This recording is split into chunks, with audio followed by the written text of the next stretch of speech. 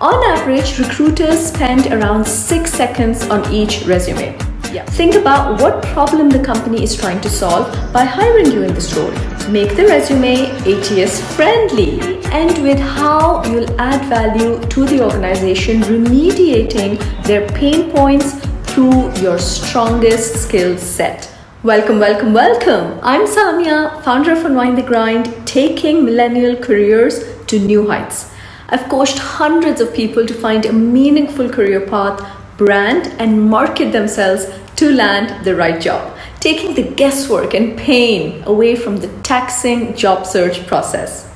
In today's video, I'll be taking you through how to write a winning, powerful resume that holds the recruiter's attention and gets you through the first level scrutiny seamlessly. On average, recruiters spend around 6 seconds on each resume. 6 seconds to entirely decide the fate of your application. So you've got to absolutely nail the execution or go home empty-handed.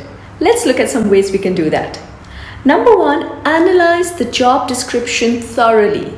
Before you even start to write a resume, you gotta do the homework and analyze the job description really to the T. Don't just look at what the company is offering you. Also focus on what you will offer the company and how to best position your experience and package your skills in the words they are looking for. Think about what problem the company is trying to solve by hiring you in this role. And then write down evidence-based examples of why you think you are a fit for the job. For example, pinpoint the exact figures about how much your efforts as a customer service manager, let's say, increased repeat purchases and what are the skills you have developed that will help you do the same in this new role. Also, very carefully jot down all the functional and behavioral keywords that you find in the JD and notice what kind of language the company is using. And emulate those words in your resume backed with solid facts. Number 2, make the resume ATS friendly. Make sure you've got the right keywords at multiple places in the resume because a generic resume that is not tailored to the specific job description and does not include the required keywords will be binned by the ATS way before it gets to the hiring manager. I've got a whole video about how to make sure your resume doesn't slip into the ATS black hole. Link in the description down below. Now, if you're looking at multiple JDs in the same industry for a similar role, here's a handy tip for figuring out the keywords without putting in too much of your time. Use a word cloud generator where you can input all the JDs and get the keywords that are used most often. This makes sure you don't skip any crucial lingo while making your resume. Here's an example of a word cloud. However, when you're applying to a specific job, make sure to reevaluate the JD for that particular job role to make sure you don't miss out on any words specific to the job, which may not have come up in the industry-wide evaluation. Now that we've done our homework, let's jump into the structure of the resume. Number 3, punchy headline. First things first, you need a punchy headline below your name that will hook the hiring manager. A one-liner giving them every reason to give all their attention to your resume. What it shouldn't be is a meaningless cluster of fluff words that looks like you're trying to cram and show off how many adjectives you know. Instead, it should be an action-oriented statement, clearly outlining what you do, backed up with results and years of experience, hitting all the right keywords. Let's have a look at some examples. Creative writer specialized in SEO and SEM with 6+ years experience. Multilingual call center agent with 5-star rating for 12 years. Seasoned Facebook ad copywriter with average click-through rates 2% plus. Number 4, crisp career summary. Next up is your summary section, not an objective statement because no one is looking for those in 2021.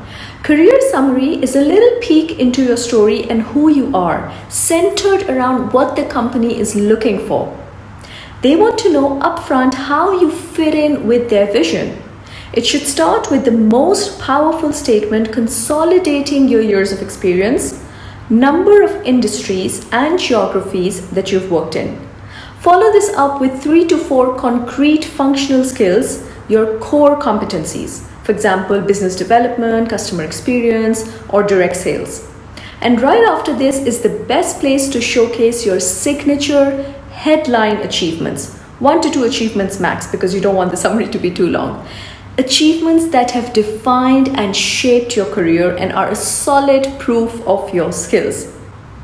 You want to also showcase that you have the right behavioral skills required: communication, collaboration, leadership. So you want to fold those in within the headline achievement, or maybe mention another achievement highlighting those. I always tell my clients to add any psychometric test results for behavioral achievements that portray their personality traits. It's much more credible coming from a third-party renowned psychometric test rather than you boasting about how great of a team player you are, for instance. Finally, end with how you'll add value to the organization, remediating their pain points through your strongest skill set. Let's bring all this goodness together into a kick-ass example. Online marketing manager with 5+ years of experience in digital marketing across 4 industries. MBA in marketing management with social media marketing experience, including Facebook, Google, and LinkedIn advertising. Proven track record of outstanding results, 30% revenue growth year on year, leveraging top skills of data analytics, creative content creation, and project management. Relevant industry experience in managing 2 accounts, each with a $30,000 budget per month and consistently exceeding ROI targets, will be a valuable expertise for your organization. 5. Experience equals achievements, not responsibilities. Focus on what you have done rather than what you were supposed to do. This is a massive mistake most people make. Their resume is a drop-down list of the JD and does not showcase their own achievements. If they do, the achievements aren't backed by metrics, aren't specific or quantifiable enough, and leave the reader wondering what exactly they did. With humongous supply of candidates within every industry and job role, if you don't take the time to double down on your achievements, what sets you apart from the rest? How will you ever be selected for an interview? Many applicants applying for this job will have taken similar responsibilities in their past experience as you, but how much you achieved or learned from it is unique to you, and you want to make sure the hiring manager can see that. The employer wants your resume, not a reiteration of JDs of different roles. It's all about what you have done, not just what the requirement was. Now, here's my winning formula for writing an achievement: the sentence structure. Action verb followed by quantifiable result, how you achieved it, and the impact on business. For example, saying managed a $100 million business and led a team of 8 people versus just saying I was managing the company's annual budget is more specific and metric based. Another one. Prepared monthly sales and revenue reports to identify best performers and support performance improvement, resulting in a 15% revenue increase. You get the idea. 6. Be choiceful. Less is more. You don't have to mention every single company you worked or interned at, especially if it doesn't add value to your recent experience and skill set. Choose your top 4 to 5 experiences that you feel are most relevant to the job role you're applying for and follow a consistent flow of writing. For instance, start off with company name and duration, followed by your job title and 2 lines summarizing what the role entailed. This should be followed by 5 to 6 bullet points max of your achievements. Yes, the ones we just reviewed in the previous point. By the same token, follow the less is more strategy with regards to the length of your resume, your choice of words, formatting, and other sections. Always choose clear over vague and crisp over flowery language. 7. ATS-friendly formatting. Don't get too fancy with the formatting. Use a neat and clean format with everything laid out logically. Otherwise, the ATS bots will have a hard time placing you. So no unnecessary tables, columns, or even graphics. I know, all these things look pretty, but there's no point if another human is not going to look at them. Our first and foremost priority while formatting should be to get past the ATS bots. So make sure your formatting is aligned and structured. Use maximum 1 to 2 styles of bullet points. No crazy fonts. The document should be breathable, and definitely don't go font size 8 on the Recruiter. Let's look at a few do's and don'ts visually in terms of formatting.